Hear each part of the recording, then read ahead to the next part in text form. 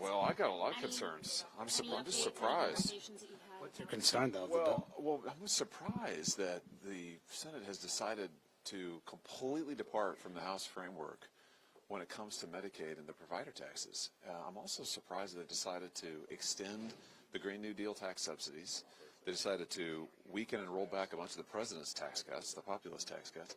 And then on the rural hospitals, I mean, this is not at all. I've talked to our leadership constantly about this. And I was told we've got a fix on the provider tax issue. We're going to help rural hospitals. There's nothing in here for rural hospitals. In fact, what they're doing is lowering the provider tax to make it even worse. So it's like we're defunding rural hospitals in order to pay for extension to the Green New Deal. Like I don't get it at all. So there's no way you could support something like this? It needs a lot of work on it. I'll just say it needs work. Do you think you're going to talk to anyone on finance to kind of help them understand like your perspective on the provider tax? Being very vocal about my concerns. Yeah. But what is the impact on rural hospitals if this were to become law? Well, what they tell me is that we'd be looking at closures. I mean, listen, half of the hospitals in my state are rural. So I mean, that's a huge number. We've already lost a bunch of rural hospitals. And what leadership told me over and over is we're working on a fix for rural hospitals. I don't see anything in there to that effect. Nothing. It's very different than what the House negotiated with the president. It's different from what the president negotiated. I can't figure out why in the world we would so radically depart from the president's own framework. It's bizarre to me. Are there any other? Hey everyone, welcome back to the channel. I'm American Interest, and today we're diving deep into a really important conversation happening right now in Congress. A recent interview with a U.S. senator has brought to light several key issues surrounding rural health care funding, the direction of federal tax policy, national security, and the ever-growing concern about political violence in America. As always on this channel, we're going to break this down objectively and give thoughtful, fact-based analysis without partisan spin. If you're new here, make sure to hit that subscribe button for honest breakdowns of politics, policy, and everything in between. All right, let's get into it. You said yesterday that you would like to hear what President Trump has to say about this. Are you planning to speak with him about I'm sure I will. Yeah, I'm sure I will. anytime soon? Well, I'm sure I will. I'll let you know. Are there any other senators who feel kind of the same way, that they feel very surprised about what they saw in the bill? Yes.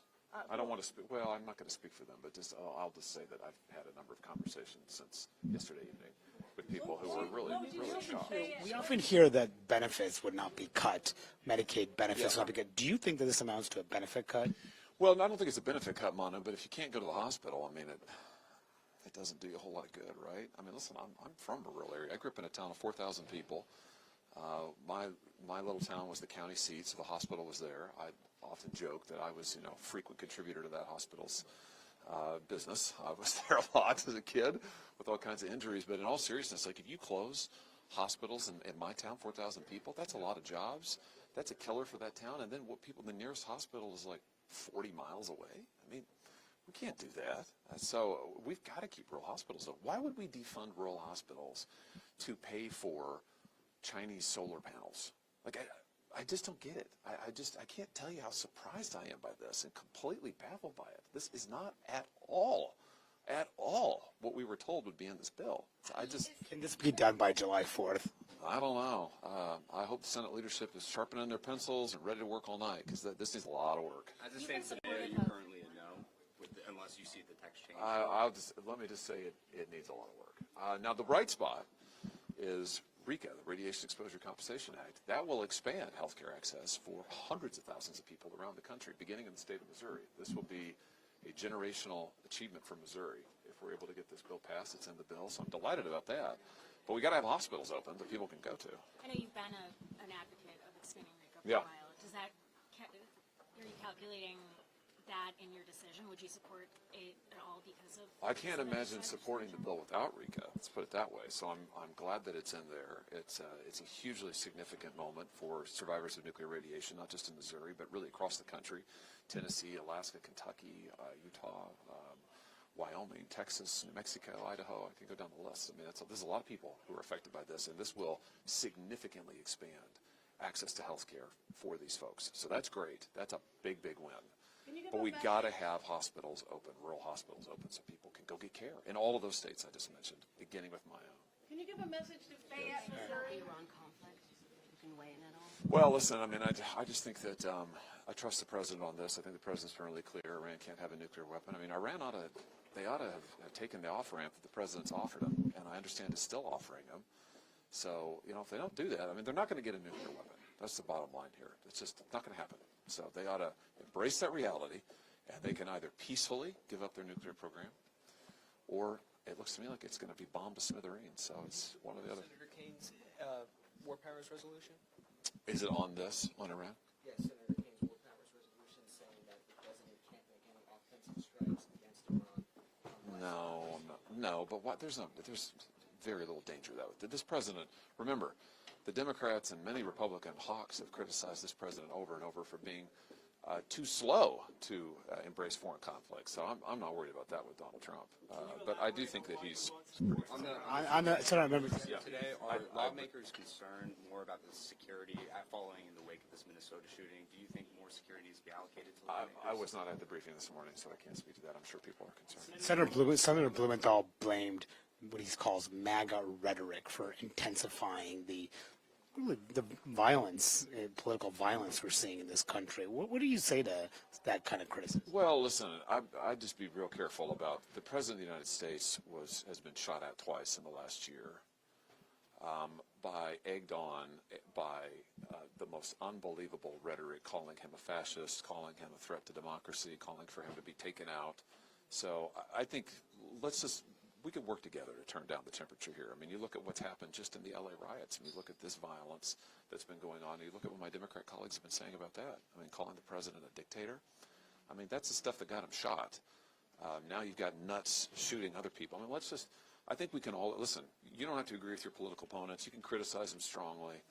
Nobody is tougher in hearings than I am. That's all fine, but I think we need to get out of the business of calling our political opponents fascists and anarchists and terrible people. It's like, we can disagree with each other without implying that the other person ought to have violence inflicted on them. So I think we got to get to that point. Senator, do you feel safe? And also, do you think that members of Congress should have 24/7 security? Is that even possible? Gosh, I don't know the answer to that. I defer to the experts. You know, we've got some great cops all around who work hard to keep members safe. I mean, listen, I don't pay attention to that stuff. I just do my job. But I defer to Capitol Hill Police and law enforcement, FBI, those guys. They know what they're doing. Senator, on the Biden cover-up hearing tomorrow, Yeah. What do you hope to learn that Who's you in already haven't charge? learned already? Well, who's running the auto pen? I mean, really, who was running that thing? We need to know. And if it wasn't the president, so are the pardons that he signed, for instance, or the clemencies for drug dealers, murderers, are those legitimate? I don't know. I mean, this is uncharted territory. We've never seen anything like this before, but we need to get some answers to who is actually running the country, because it sure as heck wasn't Joe Biden. All right, thank you guys. So, the core of the senator's frustration in this clip revolves around what he calls a radical shift by the Senate from the framework the House had been working on regarding Medicaid and provider taxes. Here's the claim. According to the senator, the new Senate proposal would effectively cut financial support to rural hospitals by lowering provider taxes. And where's that money going instead? The senator argues it's going toward tax subsidies related to green energy initiatives referred to here as Green New Deal subsidies. Now, let's unpack this from a neutral perspective.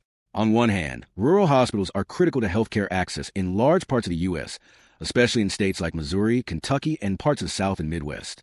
Hospital closures in rural America can be devastating not just for healthcare, but also for jobs and the broader local economy. His concerns aren't unfounded, and rural healthcare has been in crisis for over a decade regardless of which party is in control. On the other hand, green energy tax subsidies, regardless of whether you call them Green New Deal or not, are a key piece of America's energy and climate transition policy. These subsidies are designed to help U.S. industries compete globally, reduce reliance on fossil fuels, and potentially create future jobs in renewable sectors. So, this is a classic policy clash. Immediate healthcare needs for struggling communities versus long-term national investments in climate and energy. In my view, this isn't an either-or choice. Congress should be able to balance both. Keep rural hospitals afloat and invest in green energy transitions. It's not impossible, it just requires political will and compromise. Now, what really stands out here is the frustration over trust. The senator says leadership repeatedly assured him rural hospitals would be protected. That assurance seems to have evaporated. And whether you lean left or right, that's a fair criticism. We need greater transparency in these negotiations. When leaders tell members, especially those representing vulnerable communities. Don't worry, we've got it covered. Then those commitments need to materialize in the legislative text. Otherwise, why would anyone trust the process? Interestingly, one of the few bright spots the senator highlighted was the inclusion of an expansion to the Radiation Exposure Compensation Act, or RECA. This part of the bill would expand healthcare access for survivors of nuclear radiation exposure, particularly in areas with a long history of uranium mining and nuclear weapons testing, like Missouri, New Mexico, Utah, and others. That's a generational achievement if it passes. Many of these folks have been advocating for justice for decades. Including RECA in the bill makes sense morally, regardless of your partisan leanings. But, as the senator himself admits, it's a trade-off. Can you support a flawed bill for the sake of one major achievement? That's a political dilemma every legislator faces. Then we pivot to foreign policy, specifically Iran. The senator firmly backs President Trump's position that Iran shouldn't have a nuclear weapon and criticizes Iran for not accepting diplomatic off-ramps offered by the administration. From a foreign policy analysis standpoint, preventing Iran from acquiring nuclear weapons has been a bipartisan priority for U.S. administrations, Democrat or Republican, going back decades. The real debate has always been about how to prevent it through diplomacy or through force. The senator's comments reflect the Trump administration's more hardline approach, which favors sanctions and threats of military action. Reasonable people can disagree here on strategy, but the end goal, no nuclear Iran, is broadly supported across the aisle. Next, the conversation shifts to something that frankly worries all of us, the rising political violence in this country. The senator criticized some of the rhetoric on both sides, arguing that calling political opponents fascists or dictators inflames tensions and can contribute to violence. He pointed out that President Trump himself has been the target of multiple attacks and suggested both parties need to lower the temperature of public discourse. Now, as a neutral political analyst, I completely agree here. You can debate your opponents without dehumanizing them. Strong arguments? Absolutely. Fiery policy disagreements? Of course. But framing political rivals as existential threats to democracy is a recipe for escalating radicalism on both the right and the left. The senator also addressed whether members of Congress need 24/7 security. He deferred that decision to professionals, law enforcement, Capitol Police, the FBI, and that's the right call. Frankly, I don't think politics should turn into a fortress system. But at the same time, no lawmaker should have to fear doing their job. Finally, toward the end of the interview, the senator brought up a question about presidential signatures, specifically whether some of President Biden's pardons or clemency decisions were signed using an auto pen rather than by the president himself. He raised questions about whether these actions are legitimate. Honestly, this is the weakest part of the interview. Using auto pens isn't new. Presidents from both parties have used them for routine documents for years. Unless there's direct evidence of executive authority being bypassed on major decisions, this seems like a distraction from more substantive policy debates like rural health care and foreign policy. So what's the takeaway here? The senator's concerns about rural health care deserve serious attention. Congress must address this before anything else. RECA is a good bipartisan win. Let's not lose in the noise. We must lower the political temperature in this country before violence escalates further. And finally, we need Congress to start leading with solutions, not distractions. What do you think? Do you agree with the senator's concerns? Should Congress pass this bill with revisions or scrap it altogether? Drop your thoughts in the comments. I'm really curious how you would solve the standoff. Thanks for watching. Subscribe for more political analysis without the shouting, and I'll see you in the next one.